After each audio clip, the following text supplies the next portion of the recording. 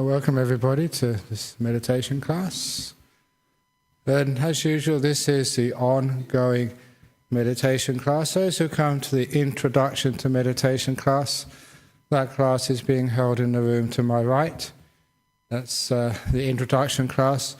For those who haven't meditated all that long, this is the one for those who've meditated long enough to know the very basics. And here we just say something which will help you deepen your practice of meditation.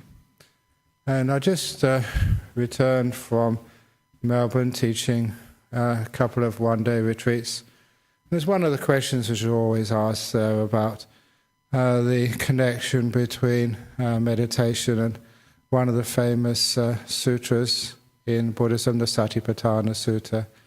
Because in that teaching of the Buddha, he called the practice of mindfulness so important, he called it ekayana magga, which there's a Pali term, means, and it's a very controversial term, and some people call it the only way to enlightenment. But even later people realize that's not an accurate translation, and so the tentative translation for some time was a direct way. But just recent work done by a couple of friends who are monks, and were pointing out that actually there's a lot of support for saying it means the path which leads to eka, being short for ekaggata, for the oneness, for samadhi, to stillness. And that comes from the Chinese versions of the Buddha's teachings. And it's a wonderful little insight which comes from the research of modern monk scholars. Especially, I have to acknowledge the Venerable Analia, a good friend, a German monk who's teaching in Hamburg University, who sort of saw this and gave it a lot of prominence. Because what that really means is this practice of developing mindfulness, even as described in the Satipatthana Sutta, had its purpose of developing the stillness of the mind, what we call samadhi. Understanding that whenever you are meditating, it seems to be almost, well not almost, but absolutely necessary to develop a strong degree of mindfulness before you can even hope to still the mind. In other words, if you're going on a journey, you have to have a flashlight if it's in the middle of the night, otherwise you can't see where you're going. And that flashlight is like the mindfulness, the ability to see clearly what's going on. And in talks which I gave here on a Friday night a couple of weeks ago, the trouble is, how do we develop that mindfulness? How can we get our awareness strong enough so that we can see our body, we can understand our mind clearly enough, brightly enough, so we know how to relax it and bring it to stillness? And it does seem to be that the stillness and the mindfulness support one another. Yes, you do need to have mindfulness to be still, but you also have to have stillness to be mindful, because it's the stillness of the mind, the fact it's not moving and doing very much, which releases the energy of the mind to create strong awareness. To give you some examples, when you're tired, your mindfulness is very weak. Basically, you don't understand what people say to you because you haven't got enough space in the brain. You are dull, you don't see things very clearly, you don't feel things very clearly. Whenever you're tired, dull, you just have low mindfulness. And when your mindfulness is very strong, you have lots of energy. So one can understand that the lack of energy, especially mental energy, is related to having low mindfulness. So it is the case, certainly in my experience and the way I've been teaching for many years, that somehow or other we've got to create as much stillness as we can, to create as much mindfulness, which can create more stillness. The more stillness increases the mindfulness, which means you can create even more stillness. The two of them work together to deepen this experience we call meditation. But at the very beginning, we don't expect to have too much mindfulness. So don't think that suddenly you can just turn a switch now I'm going to be mindful. Unfortunately, it does not work that way. Which is one of the reasons why when people start meditating, the first thing you experience is tiredness and dullness. You tend to fall asleep or think you're falling asleep. Number one, please don't be concerned about that. That is nothing to worry about at all. A common story which I tell on meditation retreats, just to give this teaching some authority. The Buddha was walking with his attendant Ananda, and they saw a monk sitting with perfect posture, full lotus, straight back, cheek tucked in, with a perfect posture. And the Buddha looked at Ananda and said, I'm worried about that monk. And sure enough, a little while later he disrobed. And then he saw another monk deep in the forest, who had his head down, was nodding, was half asleep. And the Buddha smiled and told his attendant, I'm not worried about him. And soon that monk became enlightened with all the psychic powers. And when, of course, I heard that, that was counterintuitive. How can that be? Surely the monk with the straight posture, that was the one who was going to get enlightened, the one who was sloppy all over the place. How can he ever become enlightened? Until later on in my years as a monk, I came across one such monk who would always sit perfectly straight, even though he didn't sleep at night. We always used to do that once a week, go without sleep and meditate all night. And he would never be nodding at all. And after 3 years, when he left, we were all surprised, including me. How come? You're disrobing. You had such great meditation. He said, no, I didn't. I was controlling myself so much. It was so tense inside. After 3 years, I couldn't stand it any longer. He said sometimes he'd open his eyes and look at a monk like me who was half asleep in the early morning. And he was jealous. If only I could do that, he said. And I understood the reason why the Buddha was concerned about that first monk. He was a control freak. He could hold his body tight, but only through willpower. The other monk was letting go. He was being still. It was only a matter of time when the dullness disappeared and the mindfulness increased. Remember, from stillness you get mindfulness. So he's being still. He'd had hardly any mindfulness. He was still, the mindfulness would increase. You are tight, you fight, the mindfulness gets less.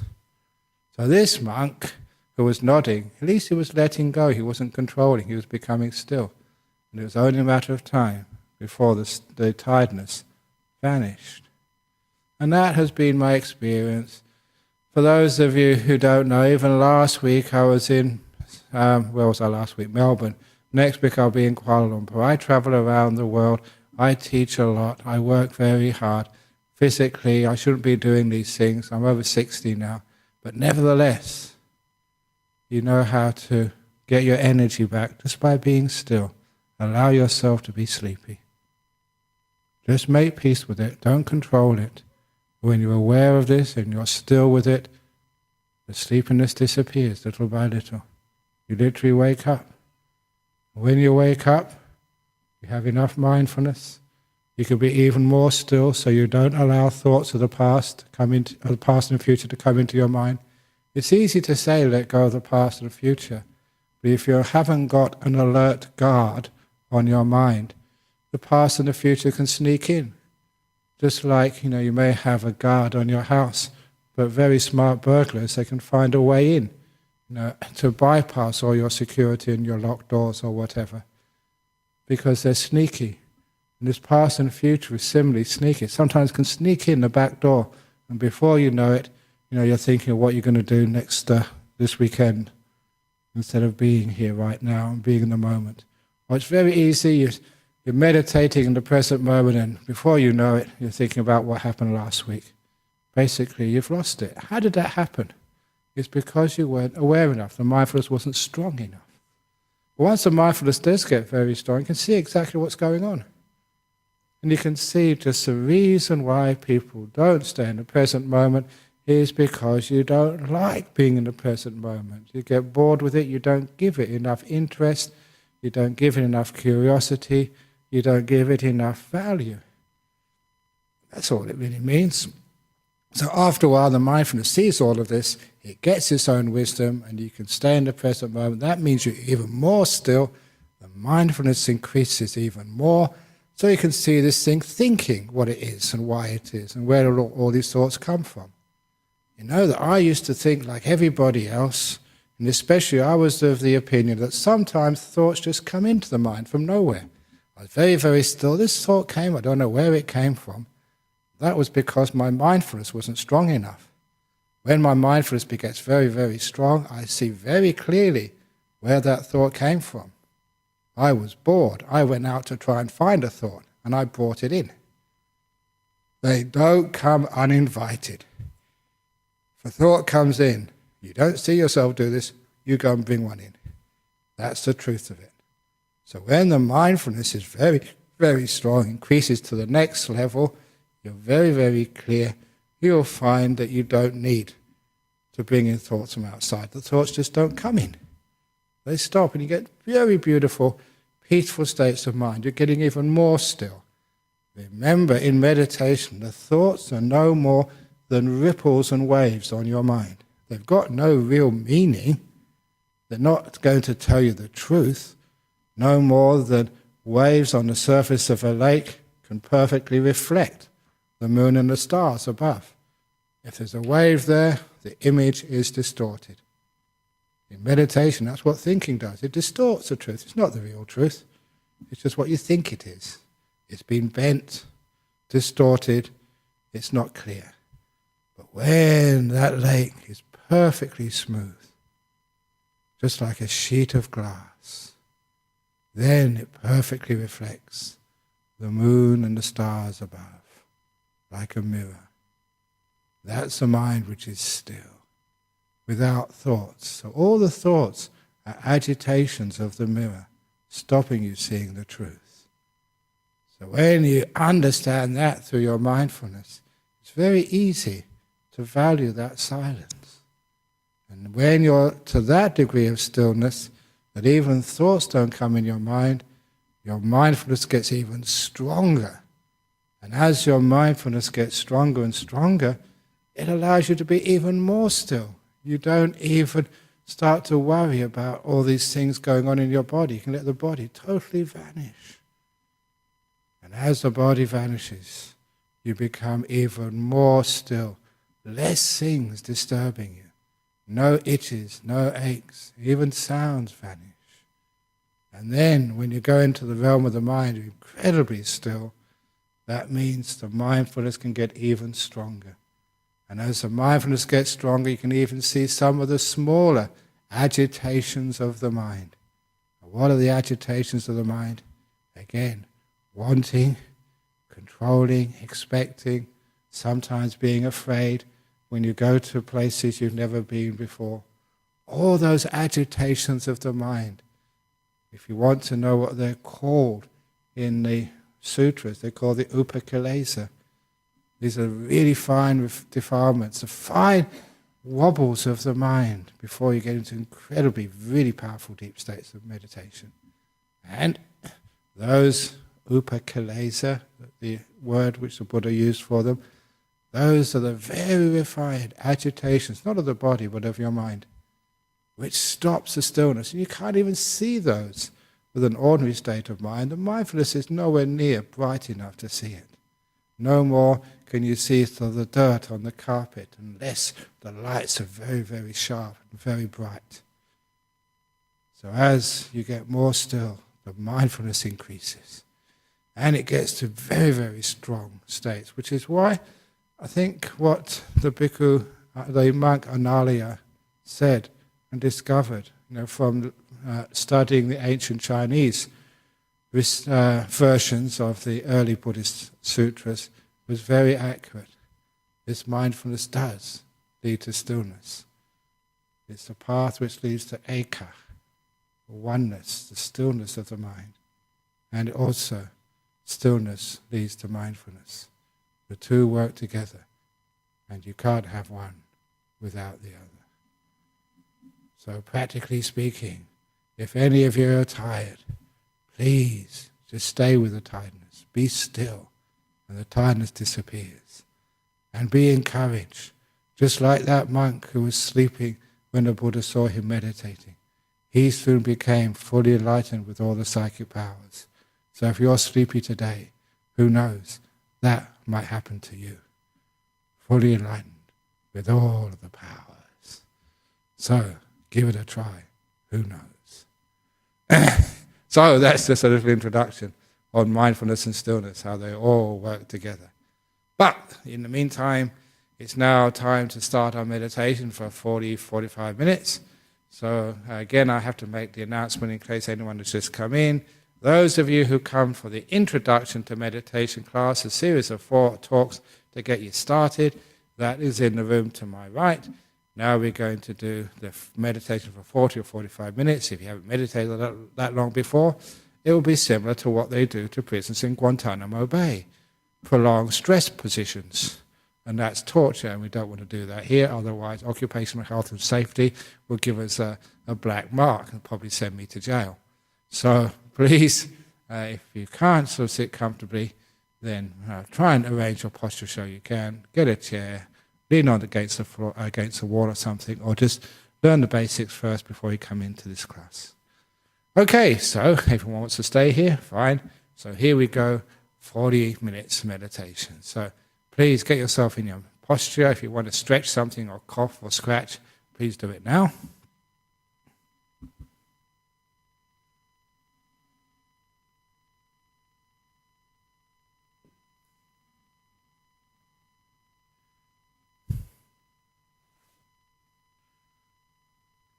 And here we go. So close your eyes. And remember, you don't have to sit on the floor. Many great monks meditate on chairs. Even greater nuns meditate on chairs. So don't think that you're gaining by torturing your bottom and legs. Sit comfortably.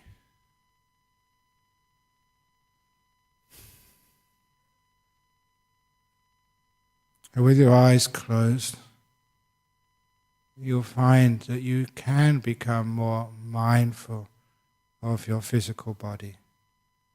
This is not just because of stillness, it's because you've literally freed up much of the area of your brain, usually taken up with sensory objects. That area of the brain can now relate to the feelings in your body.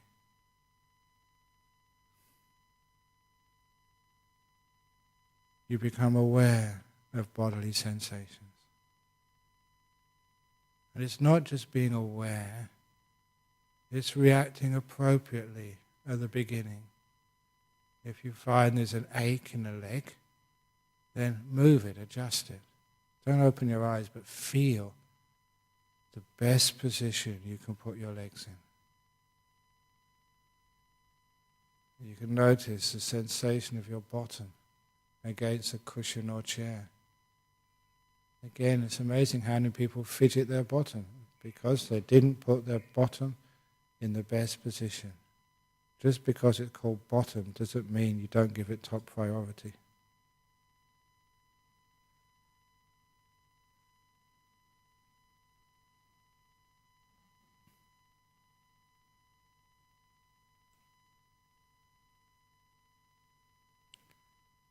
And then you experience any sensations in your back and shoulders, making sure they're really relaxed.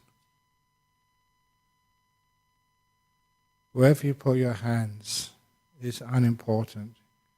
There aren't some positions which are magical, which makes energy flow any better than other positions. So you just find out where your hands and fingers feel the most comfortable. Pay attention to them, be caring of them. Don't take them for granted. And then you'll find the best position.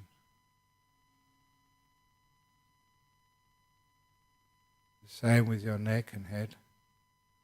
Especially I ask meditators to be aware of sensations in their face. Because that's a great indicator of whether they're tense or they're trying, whether they're afraid or whether they are at peace. People who grit their teeth are trying far too hard. If the muscles around the eyes are tense, again, it's too much effort. So be aware of those sensations around your eyes and mouth in particular, and see what you can do to relax them all, to bring them to a deeper state of ease.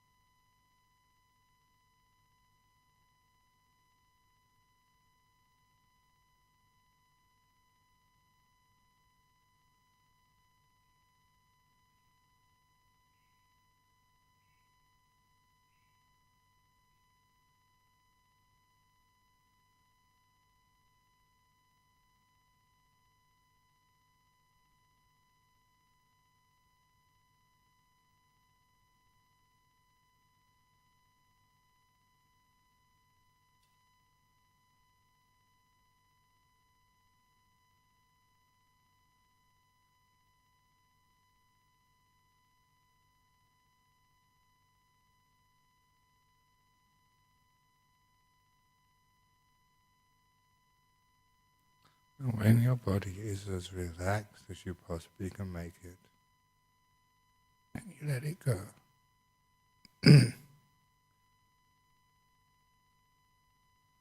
by calming the body, already you've created a degree of stillness which increased your mindfulness. You're more aware than when you began. Now focus that awareness on your mental world.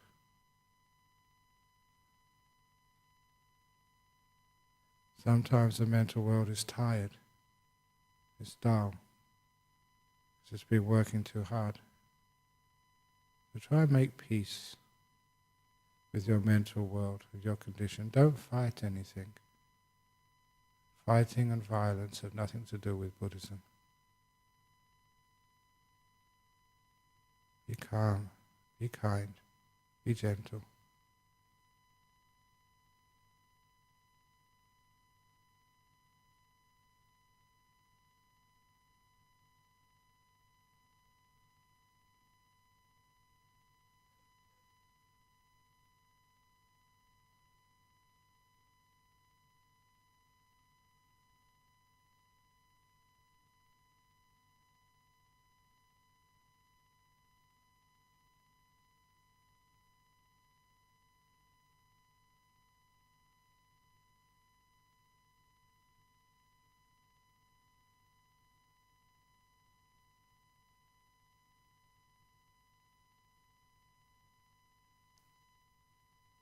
And to calm the mind, imagine it like a lake.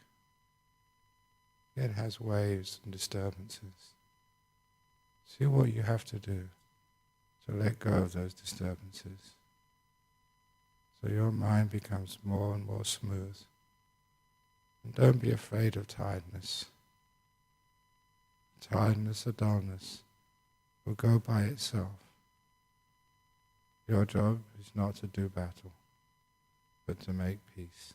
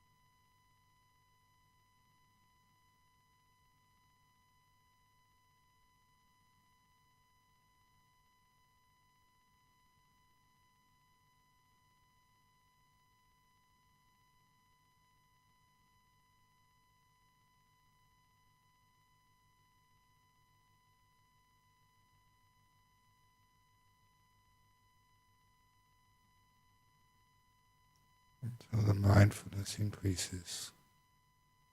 So it can see how to avoid all past and future and stay in the moment. Just calm the mind down. See if you can observe mindfulness increasing. This is the clarity, the ability to know, getting more power.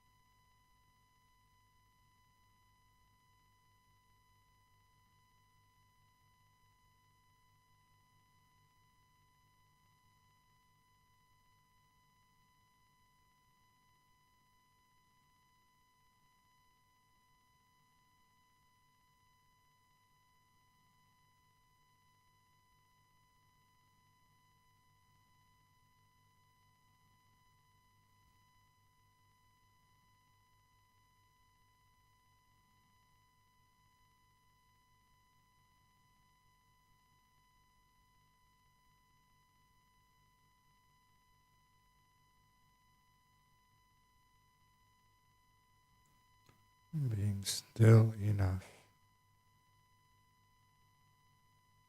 that mindfulness can know the world without thoughts, the world between the thoughts, the world of silence, where those ripples on your mind called thoughts, all being calmed down.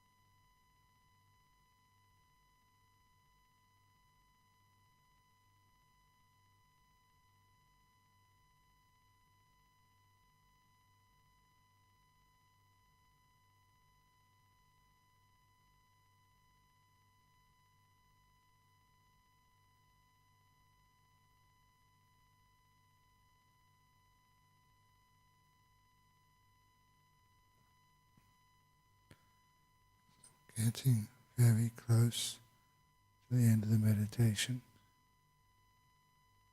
How peaceful are you? Why?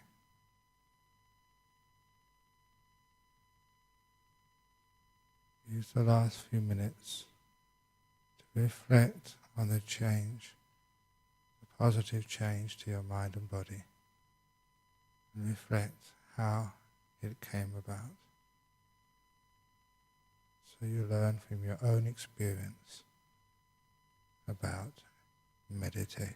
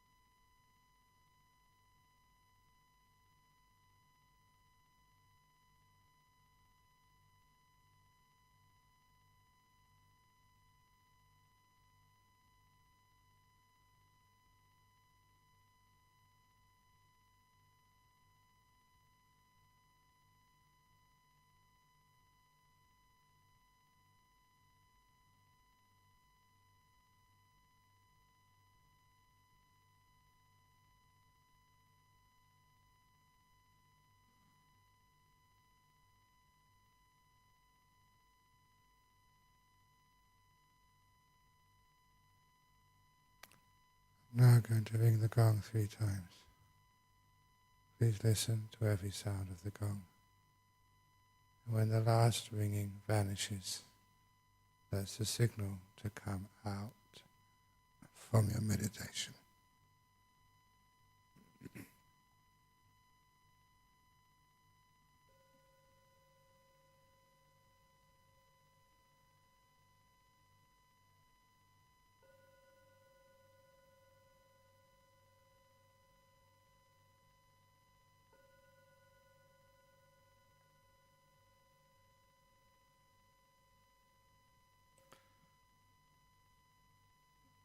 Very good.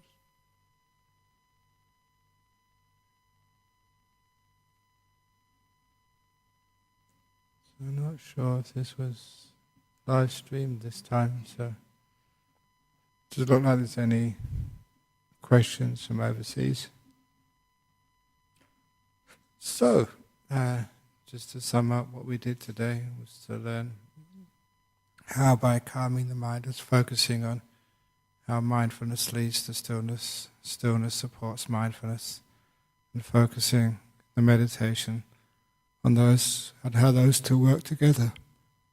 And during the course of the meditation, not just focusing on how they work together, the one thing which I missed out, which I'm going to say now, was how that when you do get the mind calm and the mindfulness increases, you also get the happiness coming up in meditation.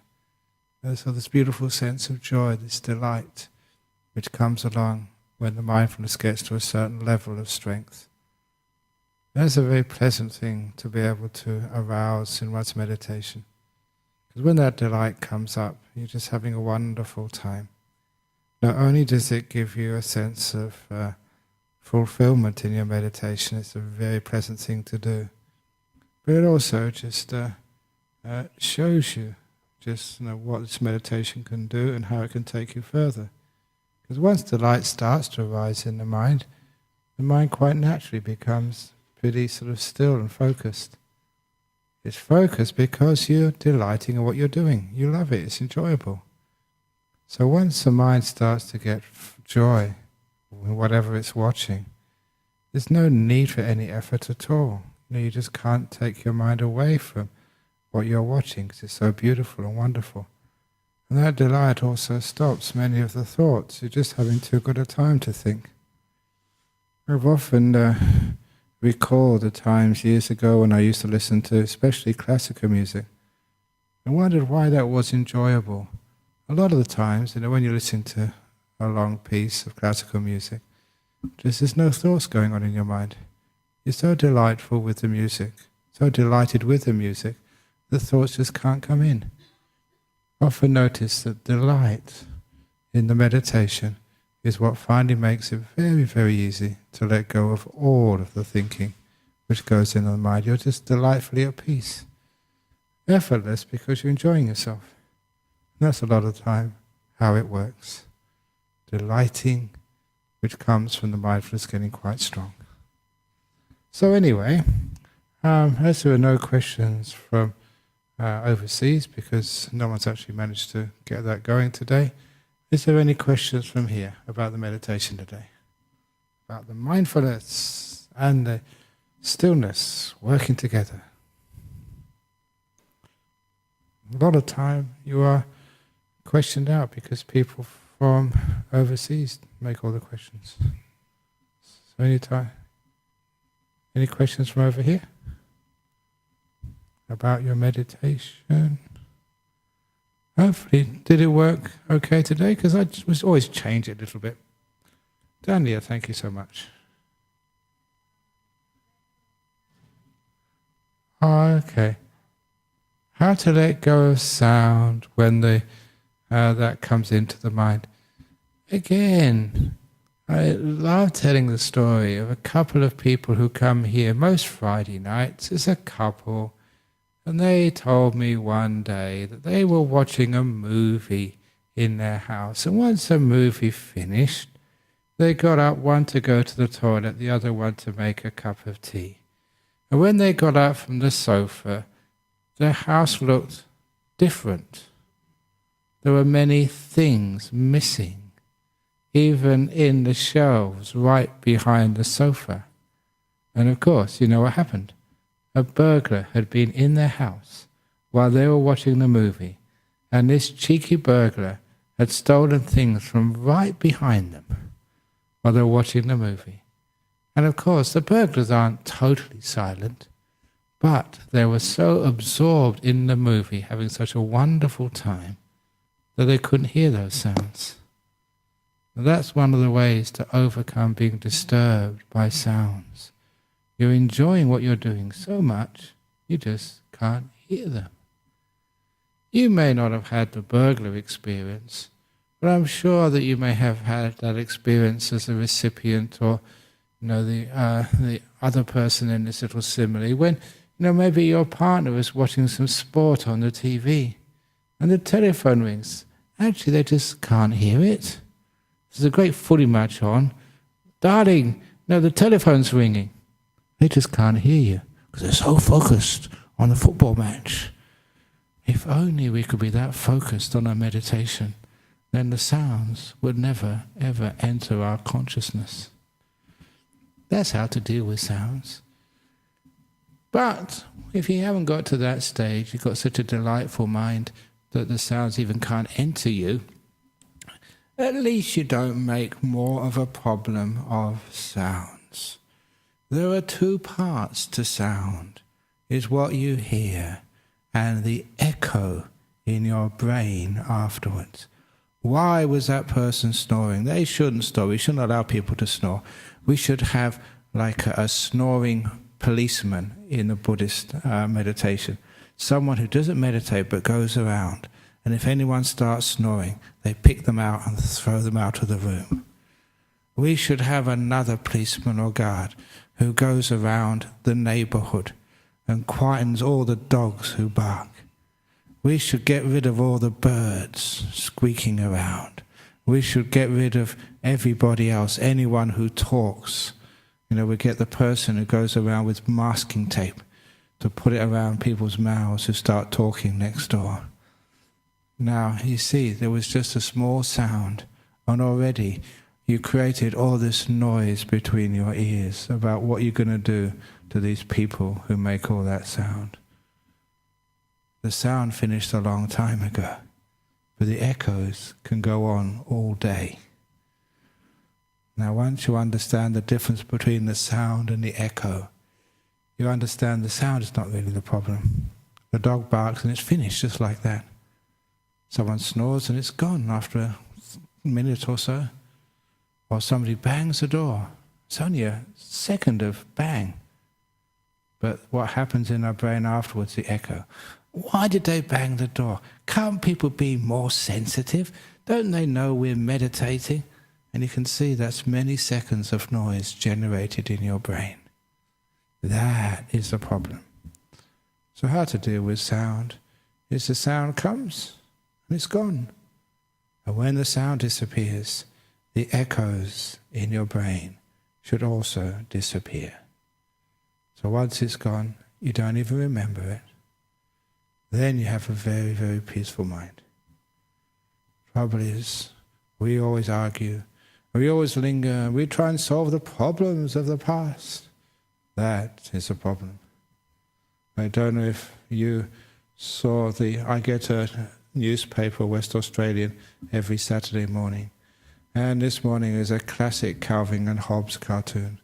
I recommend meditators to read it. Because in that cartoon, Calvin and his mate Hobbes, they're philosophical cartoons. He's saying, ignorance is bliss, as he's careering down in his cart in a dangerous way. So if you have wisdom, you know things, then you see so many problems in the world. And once you see a problem, it needs to be fixed. And that takes away your enjoyment of life. So I want to be blissfully ignorant and phooey to all the problems in the world. And that's really a fascinating piece of argument there. Eventually they crash. And then I think the tiger says, I'm not sure if I can take so much bliss. And Calvin's response is, shut up, we don't want to learn anything from this experience. Or something like that. It's very clever and very insightful. So, sometimes, when we have meditation, yes, be sort of blissfully ignorant of why people are making those sounds. You don't have to find out all of the causes and who it was who snored and who makes all the noise and where that sound came from and who banged the doors and who started the lawnmower. Because that creates more problems in the mind. So maybe out there in life, yeah, but if you want to have a bit of rest and a bit of peace, remember, ignorance is bliss. So don't worry who caused it and where it came from. Just don't investigate the cause of the sound outside. Investigate the reaction of you inside. In other words, ignore the distractions, and then you know that such ignorance is bliss. Interesting. All coming from Ajahn Calvin and Ajahn Hobbes, my great masters and gurus. Okay. Yes, go on.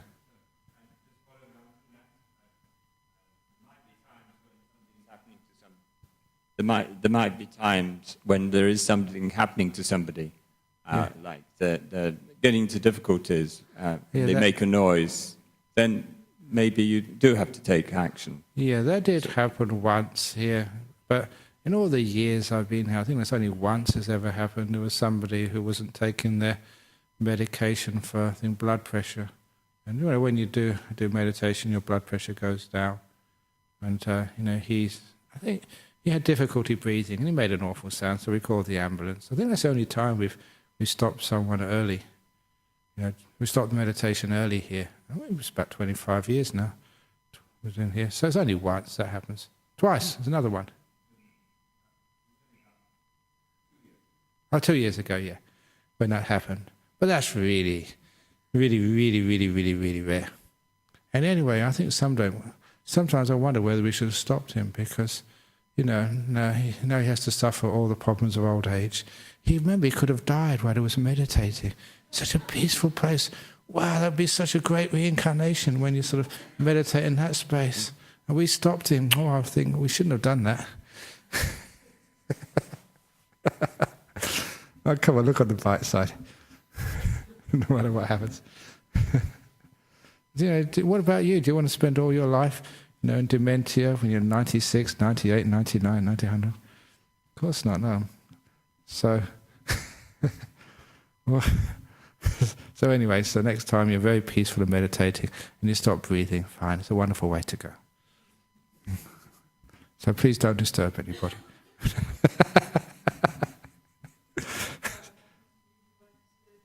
Oh, please, no. Otherwise I have to come back next Saturday and give another class. Okay, thanks very much for listening, for the fun and games. So let's now, any more questions? Going. Thank you. So now pay respects to Buddha, Dhamma, and Sangha. If you've got a question, you come up and ask. Just a bit of bowing.